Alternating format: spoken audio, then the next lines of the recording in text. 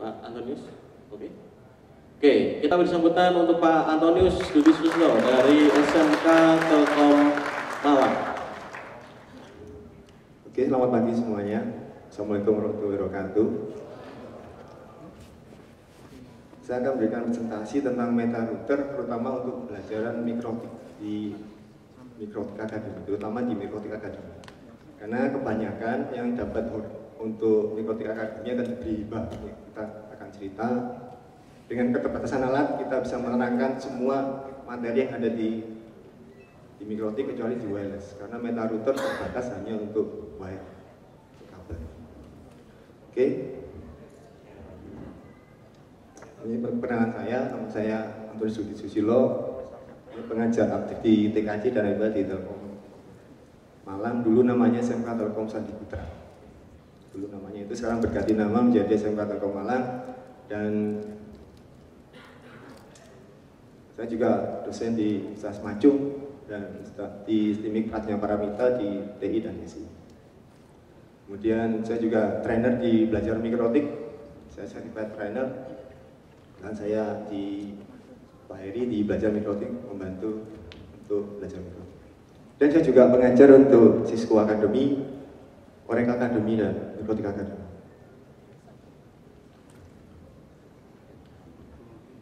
Saya cerita dulu tentang SMK Telkom Malang. SMK Telkom Malang berdiri tahun 92, jadi Mikrotik Academy tahun 2013. Kita diberi hibah oleh Mikrotik dari Latvia sebanyak 20 oleh Pak Heri sebagai koordinator Mikrotik Academy di Indonesia. Dan jumlah siswa yang sekarang sekitar 1004 terbagi dari jurusan TKJ dan LPL. Hanya 2 jurusan.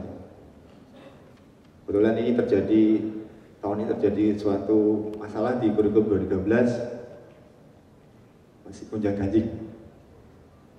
Kemudian TKJ dan LPL jumlah kelasnya tiap tahun adalah 7 kelas, kemarin naik ke 8 kelas. Itu hanya TKJ dan LPL aja. Misalnya jumlah Mikrotik Academy sekitar 52 student. Jadi kita masih melangkah lebih lanjut karena suatu step yang harus dilalui oleh mereka. Ini mengenai SMK Telkom Malang. Mengenai belajar mikrotik didirikan tahun 2013. Kemudian fokus ke dunia pendidikan melalui program Mikrotik Academy. Ini Mikrotik Academy dibina oleh belajarmikrotik.com. Dengan belajarmikrotik.com ini membina lebih dari 20 SMK dan 20 universitas atau STIMIK se-Indonesia. Telah menyelenggarakan 6 kelas akademi selama 2 tahun. Dan membina seluruh SMK Telkom, jadi SMK Telkom Malang, SMK Telkom Purwokerto, Jakarta, Banjar, Makassar, dan Medan. Semua dibina oleh belajarmikrotik.com sebagai koordinator dari Pak Heri. SMK Telkom Malang bergabung dengan Belajar Mikrotik sejak tahun 2014. Sejak tahun 2014 kita diberi hibah sebanyak 20. Kemudian saya juga mengajar di 4 dari 12 kelas yang diadakan oleh Belajar Mikrotik sebagai certified trainer. Saya mengaplikasikan di belajarmikrotik.com itu selama 2014. Itu pengenalan tentang Belajar Mikrotik dan SMK Telkom. Oke, kita akan ke fokus masalah, yaitu mengapa meta router saya jadikan sebagai presentasi. Karena kalau meta router itu sangat powerful untuk virtualisasi. Karena selama ini kalau kita belajar di mikrotik, kita pakai alat, kita gabung-gabung ke routing kayak seperti itu, terus gandeng-gandengkan semua, pakai kabel, terlalu ribet. Tapi kalau real sangat bagus. Tapi karena keterbatasan alat, maka kita harus menggunakan suatu teknologi yang disediakan oleh mikrotik, yaitu meta router. Masalahnya yaitu kita hanya diberi hibah dari Mikrotik Latvia sebanyak 20. Kalau kita belajar routing, kita harus bandingkan seperti itu, makanya sangat tidak efisien sekali. Tujuan kita hanya satu, supaya anak-anak lebih fokus atau mahasiswa lebih fokus di bidang yang dia tekuni, routernya sendiri, nggak usah gandeng-gandeng dengan teman. Akhirnya suatu teknologi meta router kita terapkan di situ. terutama untuk mahasiswa yang mereka sangat beda memang dengan SMK karena mereka lebih analisisnya lebih canggih daripada anak SMK biasanya gitu. Tapi SMK Telkom Malang sangat hebat, yang beda dengan istilahnya kita sangat bisa bersaing dengan anak mahasiswa. Seperti itu permasalahan yang kita lakukan. Meta router dari gambar di situ memungkinkan sebuah router dibagi menjadi beberapa router secara virtualisasi. Jadi kayak VMware, kayak gitu. Di VMware ada beberapa yang harus kita angkat atau masukkan beberapa OS, akhirnya suatu jadi. Di Mikrotik kita menggunakan suatu teknologi yang namanya dengan meta router. Kita bisa punya beberapa OS, tapi kelemahannya ini tidak bisa dibuat pakai wireless. Jadi kalau mau pakai wireless ya harus tetap pakai alat, nggak bisa divirtualisasi. Dan ini ada 3 OS, kita jadikan satu di situ. Akhirnya bisalah kita menerapkan suatu pembelajaran networking yaitu bidang routing. Persyaratan untuk meta router, ini kita menggunakan router OS yang terbaru. Router boardnya dengan arsitektur MPSP atau PPC. Memori minimal 16 MB, disarankan 32. Interfisik lebih dari satu. Atau switch dengan VLAN bila interfisik kurang dari 2. Kelemahannya di Mikrotik yang versi 5 itu kita istilahnya memorinya bisa kecil, istilahnya bisa lebih dari 1 yaitu 2. Tapi untuk yang versi 6 itu hanya 1 karena memorinya minimal 24 MB. Di kelemahannya di OS PC 6. Dan keterbatasan meta router yang lebih tinggi memorinya hanya maksimum 8 meta router dalam sebuah router OS. Ini bersifat virtual dalam bentuk file dan tidak bisa dalam bentuk fisik. Micro SD nggak bisa. Resource terbatas pada yang ada di router. Seperti itu. Jadi yang paling utama adalah kita sediakan kalau bikin meta router yang lebih powerful, kita harus menggunakan memori yang lebih tinggi dan spek yang lebih tinggi. Kalau nggak seperti itu, nanti kita nggak bisa buat banyak meta router. Jadi kelemahannya ya seperti itu. Kemudian di Mikrotik Academy, karena kita hanya 951, kita keterbatasan sampai 2 meta router. Dan ini saya demokan untuk yang 1 kita terapkan. Saya buat topologinya seperti ini. Ini bisa terapkan di Mikrotik Academy, bisa routing RIP, bisa routing statik, bisa dan dinamis. Jadi dinamis ada beberapa RIP, ada OSPF. Seperti itu bisa kita terapkan tanpa mereka menggabung-gabungkan. Jadi mereka praktek dulu di virtualisasi, udah setelah benar baru gandeng-gandeng. Pokoknya kita memberikan konsep pada mereka bahwa routing statik adalah routing yang harus dikenalkan ke router, harus dikenalkan. Kalau dinamis yang dikenalkan adalah interface-nya dia. Itu yang prinsip yang kita lakukan di pembelajaran networking. Jadi di topologi meta router ada real router di situ, ada real router. Kita menggunakan Ether 1 dan Ether 2 dengan jumlah subnet sebanyak 3. Satu pertama 192.168.1.0 itu network yang pertama. Kedua 192.168.2.0 dan yang ketiga adalah 192.168.3.0/24, grafik 24 semua. Nah, kita akan menerangkan di student bagaimana routing ini berjalan. Dengan meta router itu sangat powerful, tanpa mereka menggandeng-gandengkan dengan yang lain. Di Ether 1 itu interface fisik, untuk real router itu interface fisik menggunakan 1.1/24. Dari router yang kedua, Ether 2 yaitu 21, kita gandengkan dengan meta router yang kita buat dengan virtual interface 1. Jadi networknya 2.0, yang pertama router fisiknya yaitu Ether 2, kita beri IP 192.168.2.1/24. Kita gandengkan satu subnet dengan meta router virtual Ethernet 1 dengan 192.168.2.2/24. Di prinsipnya kita berikan ke student bahwa satu kabel itu adalah satu network. Jadi konsepnya untuk belajar routing kita harus mengenalkan dulu tentang subnetting, tentang CDA, tentang VLSI.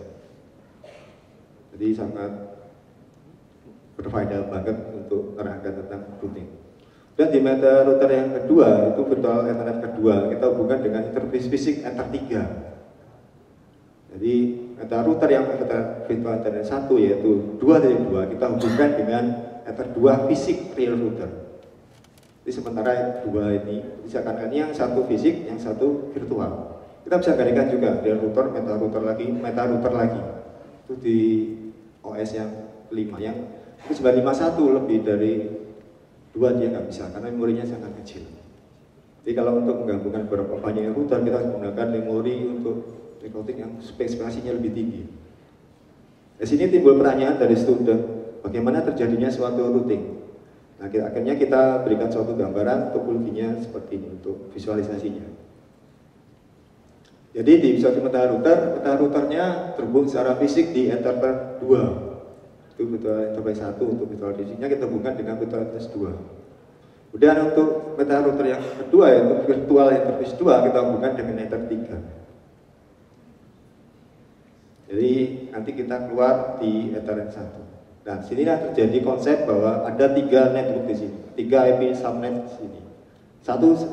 Yang pertama 192.1.0, 192.2.0 dan 192.3.0. Disitulah kita memberikan konsep routing seperti itu.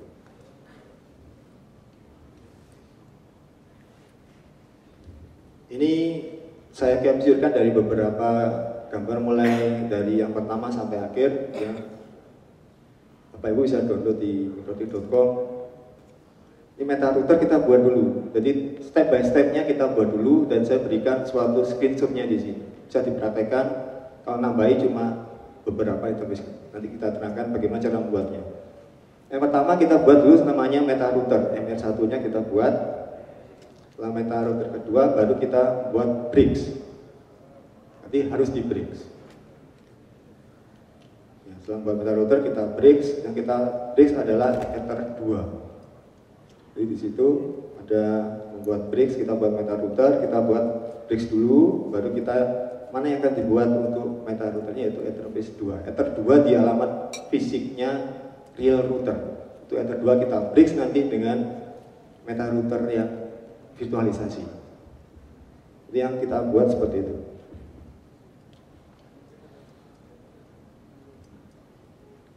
Kita terangkan dulu tentang static. Kalau static interface itu interface pada virtual router ditempelkan langsung pada interface fisik. Jadi ditempelkan langsung.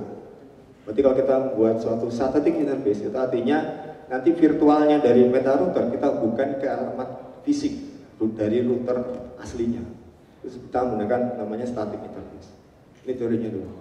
Konsep yang harus kita pegang bahwa static interface adalah interface pada virtual router ditempelkan langsung pada interface fisik. Tidak boleh ada virtual router yang menggunakan interface yang sama atau dedicated. Kemudian digunakan untuk mensegmentasi virtual router untuk beberapa pengguna. Dapat ditempelkan pada virtual interface apabila atau jadi ada dua konsep di sini, satu static interface, kedua dynamic interface. Kemudian kalau dynamic interface ini kita adalah menempelkan interface pada virtual router pada interface bricks-nya. Jadi kita buat bricks dulu. Ini yang sangat powerful sini. Jadi ada dynamic interface, ada static interface di sini. Interface brick ini akan berfungsi seperti hub yang bukan baik interface virtual maupun interface fisik. Jadi interface fisik sama interface virtual akan digandeng. Digunakan untuk hubungkan banyak virtual interface menjadi satu. Misalnya 3 virtual router akan dihubungkan semua interface-nya menjadi satu subnetting. Jadi kita berikan ke student, ke mahasiswa atau pelajar bahwa belajar subnetting, belajar VLSI, belajar CDA itu sangat dibutuhkan banget. Kalau mereka mau belajar ke routing, mereka harus konsep seperti itu. Kalau mereka nggak lulus dari tes subnetting atau VLSI, ya kita jangan mengajarkan routing dulu. Nanti kita akan cuma mengajarkan seperti itu, karena konsepnya mereka nggak akan tahu. Oke, kemudian kita lanjut. Untuk membuat interface meta router, kita jelaskan bahwa ada static interface, ada dynamic interface. Nah, kita membuat dynamic interface yang dilakukan di bricks-nya. Jadi di meta router dan ada di real router itu kita gandeng dengan menggunakan bricks, menggunakan disebut dengan dynamic interface. Jadi kita buat bricks dulu, dan interface bricks-nya kita arahkan ke bricks-nya. Jadilah di sini MR1 dynamic bricks-nya buat menjadi brick 1 yang kita buat tadi di real router. Dan yang buat static kita hubungkan dengan Ether 3-nya di sini. Yang static untuk meta router. Di static router yang untuk Ether 3 itu kita hubungkan secara static. Yang Ether 2 di meta router ini kita hubungkan dengan Ether 3, Ether 1-nya virtual router kita hubungkan dengan real routernya. Jadi konsepnya seperti itu aja.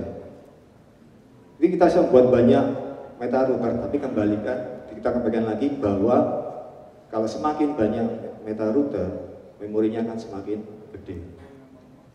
Jadi kita sangat hati-hati di sini. Kalau kita ingin belajar meta router, jangan terlalu banyak router. 2 atau 3 sudah cukup lah. Jadi ada beberapa network, minimal 3 network. Kita tambah lagi menjadi 5 network. Kemudian konfigurasi pada meta router, ini ada kita buat IP-nya buat 11.1.24, itu biasa ya. Buat Ether 1, kemudian di real routernya di Ether 2 ini kita buat 2.1.2.0 yang ada di topologi tadi. Kita praktekkan, kemudian terjadilah routing. Nah, pada gambar yang sebelah kanan itu muncul AS number-nya yaitu 22, kita buat untuk routingnya. Ini saya demokan untuk static routing. Nah, dari static routing di router yang untuk fisik dan meta router itu yang connect secara DAC hanya 10 dan 20. Nah, supaya connect dengan 30, nah kita harus melakukan routing. Di sini kita presentasikan bahwa routingnya adalah routing static. Ini bisa dipraktekkan di routing RIP, OSPF, dan lain-lain. Jadi lebih powerful, student lebih konsentrasi pada routernya masing-masing. Kemudian kita berikan suatu analisa pada mereka bahwa 3.0 kita nggak kenal. Bagaimana cara kenalkan? Yaitu harus kita routing dengan menggunakan destination address-nya berapa, kemudian kita arahkan ke gateway-nya. Gateway-nya adalah gateway dari meta router Ether 1 karena mau connect ke 3 node. Jadilah suatu routing yang harus kita lakukan. Disinilah untuk konfigurasi meta router kita harus masuk lewat konsul. Jadi meta router seperti biasanya kita pakai, kita harus menggunakan konsul dengan perintah menggunakan meta router konsul MR1. Jadi kita secara coding atau harus masukkan secara manual, yaitu IP address, address 192.168.2.2.124 interface Ether 1. Lanjutkan lagi di Ether 2 itu di meta routernya. Jadi meta routernya kita buat dulu interface-nya. Setelah itu baru kita buat lagi untuk statiknya. Tadi statik di real router yaitu 3.0. Kemudian yang untuk dynamic-nya kita kenalkan lagi untuk yang 1.0. Karena 1.0 yang saya flashback dulu. Untuk yang meta router yang sebelah kanan itu dia tidak kenal dengan 1.0, maka kita berikan routing pada meta router bahwa mereka harus kenal dengan 1.0 lewat gateway 21. Jadi konsepnya ya sederhana seperti itu. Jadi sangat powerful dan sangat membantu student untuk belajar routing.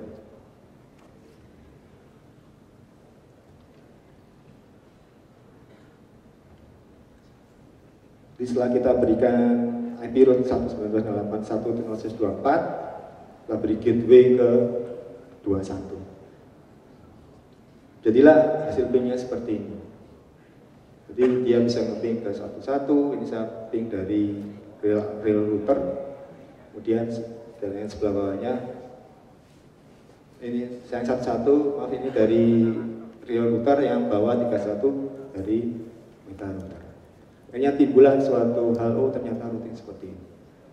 Jadi tujuan kita melakukan untuk meta router membantu student lebih konsentrasi pada router yang dia buat. Cuma kendalanya sekali lagi kita pelajari bahwa meta router itu minimal 16 mega. Tapi kalau meta router yang diberikan oleh Mikrotik itu routernya 951 itu maksimal kalau versi 6 itu hanya 1. Kalau ingin bisa 2 gimana? Ya, kita harus turunkan downgrade di versi 5 dan bisa menggunakan 2 router. Sudah saya coba 2. Tapi ya gitu akhirnya nanti kebut-kebut gitu. Istilahnya lemot banget. Jadi kalau mau membuat meta router yang maksimal 2 aja. Menurut saya 1 aja sudah cukup. Kalau lebih populer 2. Oke, demikian presentasi saya. Mungkin ada pertanyaan dari saya. Baik, mungkin ada pertanyaan dari teman-teman. 2 pertanyaan dulu.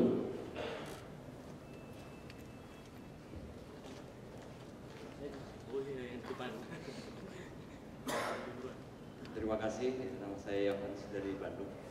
Pertanyaan saya ada 2. Yang pertama, berdasarkan pengalaman Bapak, ini pertanyaan klasik. Dari beberapa produk router jaringan komputer, kelebihan mendasar daripada router Mikrotik itu di mana dibandingkan produk lain. Kemudian yang kedua, di dalam kelas pembelajaran mungkin siswa itu terkendala membayangkan sebuah topologi secara logik, di mana satu router itu logikanya ada beberapa router. Nah, bagaimana cara sederhana menjelaskannya kepada siswa?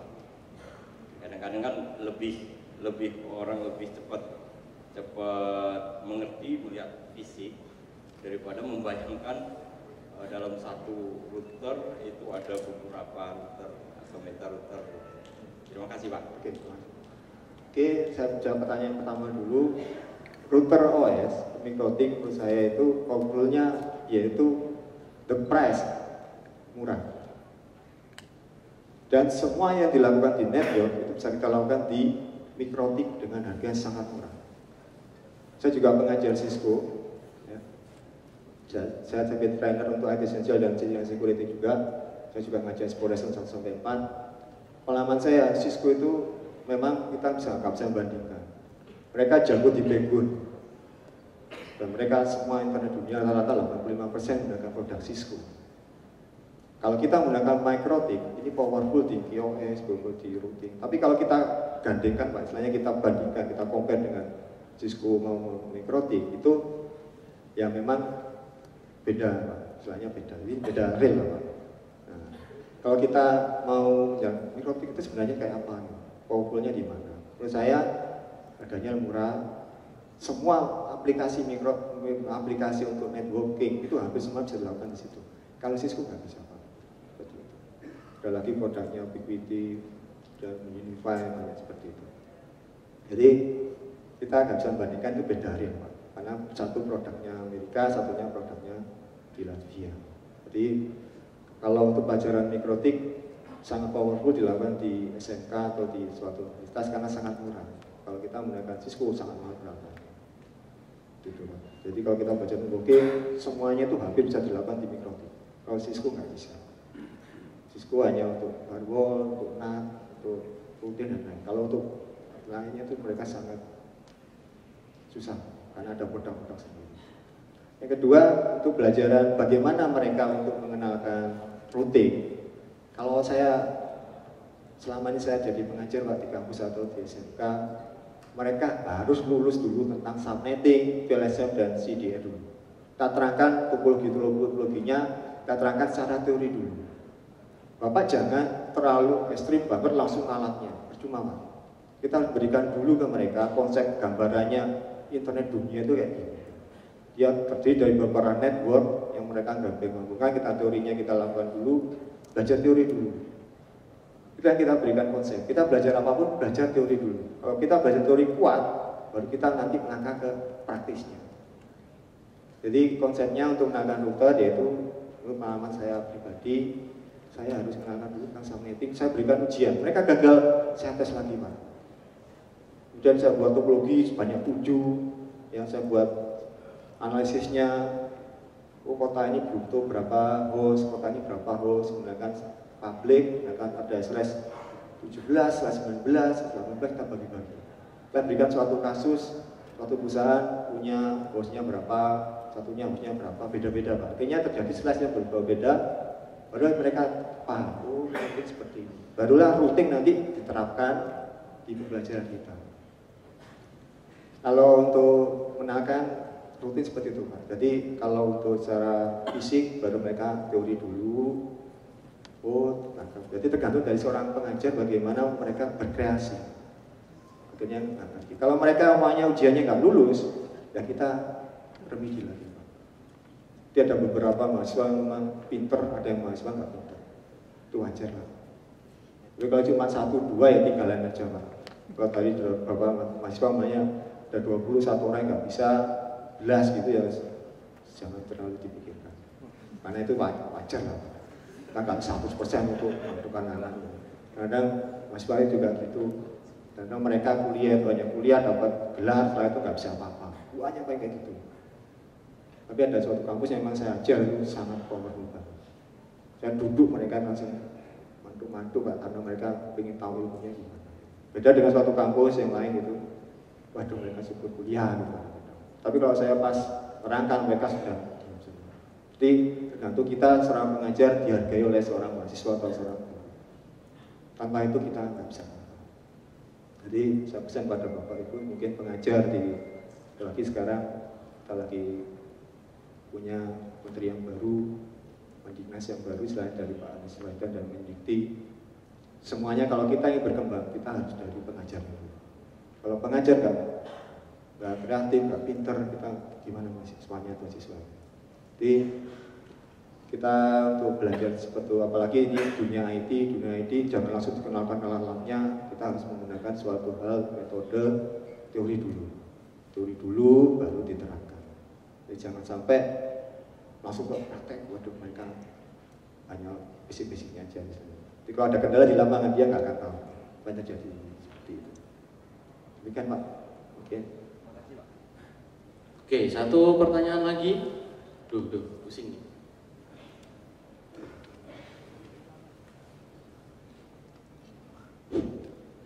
Terima kasih. Assalamualaikum warahmatullahi wabarakatuh. Nama saya Dedi Kiswanto dari SMK Informatika Pesat Kota Bogor. Kebenaran kita juga dengan beberapa guru juga termasuk akademi trainer untuk mikrotik. Tapi kita memang baru resmi tahun 2014 yang sekarang. Nah kita lagi nunggu perangkat dari hibah dari Apia. Oke, yang ingin saya tanyakan kemarin juga ada materi yang sama. Cuma kemarin kalau nggak salah di MetaRouter ini kita bisa masukkan OS yang lain. Nah, saya masih bingung gimana cara masukin, misalnya kita pengen gunakan OS-nya itu yang Ubuntu, bukan Mikrotik lagi. Nah, itu kira-kira apakah sama dengan proses memasukkan dengan sama-sama Mikrotik. Yang kedua, mungkin agak sedikit menyimpang dari materi, tapi mungkin bisa sharing saja. Dari SMK Telkom Malang sendiri, tadi kan ada 52 anak yang sudah sertifikasi. Itu prosesnya pembelajarannya setiap hari dimasukin Mikrotik atau misalnya kita buat program fast track beberapa hari sebelum ujian. Oke, terima kasih untuk waktunya. Terima kasih Pak. Jadi menurut pengalaman saya, jadi kalau menggabungkan beberapa router OS, saya sementara hanya MetaRouter aja Pak. Router lain saya belum pernah untuk riset. Jadi kalau untuk yang lain, saya belum pernah melakukan. Jadi hanya untuk MetaRouter dari versi Mikrotiknya sendiri. Kalau OS yang lain, saya belum untuk mencobanya. Yang kedua pertanyaan Bapak Pak Dedi. Jadi Mikrotik ini jadi sudah menjadi include di kurikulum. Jadi saya pengajar jaringan komputer di kelas 3, saya masuki Cisco, saya masuki Mikrotik. Kalau kita nuruti kurikulum 2013 Pak Dedi, waduh, nggak ada di situ. Istilahnya ada Cisco, ada Mikrotik gitu. Jadi kita harus kreasi sendiri. Nah, itu ada beberapa, jadi ada 2 strategi di sini. Saya menggunakan masukan di kurikulum. Jadi mulai semester 5 kita masuki. Nah, kalau kurang kita fast track Pak. Gitu. Sampai mereka materinya selesai untuk CCNA. Nah, itu ada di suatu situs di belajarmikrotik.com, kita diberikan suatu online ngerjain belajar dulu.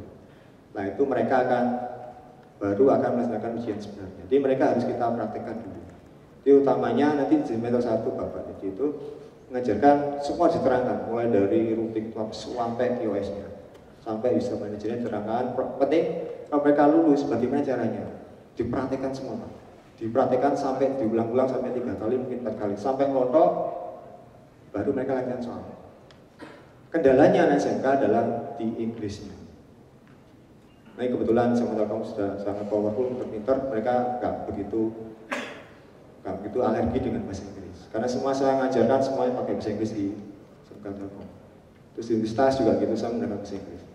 Jadi kalau kendalanya mau belajar mikrotik sertifikasi, ya mereka harus jos Pak di bahasa Inggris. Itu Bapak nggak bisa berdiri sendiri. Di mulai kelas 1 harus terapkan. Kalau mereka sudah bisa, bahasa Inggrisnya sudah lancar, sip, Bapak ambil aja beberapa orang untuk jadikan ahli mikrotik. Kalau syukur-syukur bisa semua kelas Pak. Semua kelas diambil, diterangkan semua. Ada yang gagal biasa lah. Bapak terangkan semuanya pakai slide-nya bahasa Inggris, lalu dipraktekkan berkali-kali. Jangan 1 kali Pak. Jadi sampai 3 kali, praktekkan terus mulai dari pengenalan sampai QoS-nya sampai user manajernya dikenalin. Kalau mereka ngotot, baru latihan soal. Saya jamin Pak seperti itu. Tapi konsepnya jadi, yaitu tadi saya terangkan, subnettingnya itu harus dikuati. Hitung-hitung harus cepat. Jadi nggak usah ngitung langsung apa keluar kepala, saya 29, saya 28 gitu. Nah kelemahannya ini mahasiswa dari situ. Mereka analisa grafik. Ini saya 29 masih mikir, 28 mikir. Oh ringnya berapa mikir, terus lihat di laptop, lihat di internet, wah kacau lagi. Jadi Bapak jangan mengajarkan subnetting itu lewat kalkulator Pak. Wah itu sangat membodohi mahasiswa. Saya nggak pernah seperti itu. Kita harus ngitung. Nah, mereka belajar itu bisa terjadilah transfer ilmu, membuat mahasiswa atau siswa bisa pintar, akhirnya sertifikasi bisa lancar. Karena sertifikasi TMTCN sebenarnya mudah banget. Latihan soal udah banyak di internet, routing, pokoknya mereka paham. Jadi kalau mereka ujian TCNA yang pertama, jangan lagi pakai bahasa Inggris Pak. Itu SMK nya sih. Kendalanya situ Pak. Kalau bahasa Inggrisnya mereka udah parah, Bapak harus men-trigger dulu Pak. Jangan sampai dipaksa, karena semuanya soal bahasa Inggris. Dan lucunya, kadang-kadang kalau ujian, ada beberapa yang dibina di belajar mikrotik, itu mahasiswa Pak. Sampai ditranslate Pak di Google. Dia nggak nutut Pak, waktunya cuma 1 jam. Translate di Google, itu kendalanya kita. Jadi kalau kita mau mengajarkan yang untuk ujian sertifikasi TMCNA, ya nggak usah diterjemahkan Pak. Kita harus ketahui, oh maksudnya gini. Gitu. Nah, jangan diterjemahkan. Kalau diterjemahkan ya waktunya habis. Intinya aja, oh intinya gitu. Dan itu semuanya sudah dilakukan di praktek. Semuanya ada. Kita jamin itu di atas 80 lah. Karena ada beberapa soal yang memang tidak diajarkan, gitu. Tapi harus soalnya masuk di ujian TMCNA. Itu memang kadang-kadang 1 atau 2 soal yang tidak diajarkan di TMCNA, tapi diujikan di materinya TMCNA. Itu Baik, untuk waktunya sudah habis Pak Antonius. Terima kasih. Oke, tepuk tangan untuk Pak Antonius.